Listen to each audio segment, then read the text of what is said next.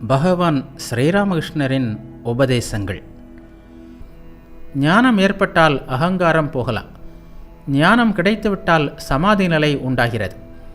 சமாதி நிலையில் அகங்காரம் அழிகிறது. ஆனால் அத்தகைய ஞானத்தை அடைவது மிக கடினம். 7வது தளத்தை மனம் அடைந்தால் சமாதி ஏற்படுகிறது என்று வேதத்தில் உள்ளது. சமாதி நிலை ஏற்பட்டால் நான் உணர்வும் போய்விடும். மனம் இதயத்தில் இருக்கும்போது தெய்வீக ஜோதி தரிசனம் கிடைக்கிறது. இதயத்திற்கு அடுத்த பூமி தொண்டை. மனம் அங்கே இருக்கும்போது ஒருவனுக்கு இறைவனை பற்றி மட்டுமே பேசவும் கேட்கவும் ஆசை எழுகிறது. மனம் புருவத்தின் நடுவே சென்றால் சச்சிதானந்த தரிசனம் கிடைக்கிறது.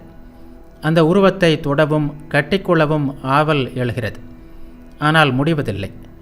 லாந்தர் விளக்கின் சுடரை பார்க்க முடியுமே தவிர தொட முடிவதில்லை. தொட்டுவிடலாம் என்று தோன்றுகிறது. ஆனால் தொட முடிவதில்லை. 7வது தளத்திற்கு மனம் செல்லும்போது நான் இருப்பதில்லை. சமாதி ஏற்படுகிறது. ஒரு பக்தர் கேட்டார், பிரம்மஞானம் ஏற்பட்ட பிறகு மனிதன் என்ன காண்கிறான்? குருதேவர் கூறினார், 7வது தளத்தை மனம் அடைந்த பிறகு என்ன ஏற்படும் என்பதை வாயினால் சொல்ல முடியாது. உப்பு பொம்மை ஒன்று கடலின் ஆழத்தை அளக்க சென்றது. ஆனால் இறங்கிய உடனே கரைந்து விட்டது. பிறகு கடலின் ஆழத்தை யார் வந்து சொல்வது? எது வந்து சொல்ல வேண்டுமோ அதுவே கரைந்து போய்விட்டது. 7வது தளத்தில் மனம் அழிகிறது.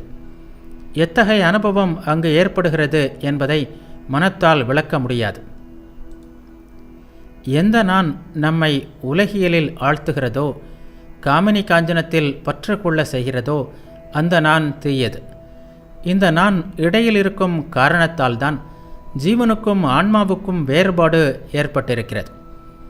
தண்ணீரின் மேல் ஒரு கம்பை வைத்தால் தண்ணீர் 2 பிரிவாக தோன்றுகிறது. உண்மையில் தண்ணீர் ஒன்றுதான். கம்பின் காரணமாக அது 2ஆக தெரிகிறது. நான் தான் இந்த கம்பு. கம்பை எடுத்துவிடு, ஒரே தண்ணீர் தான் இருக்கும்.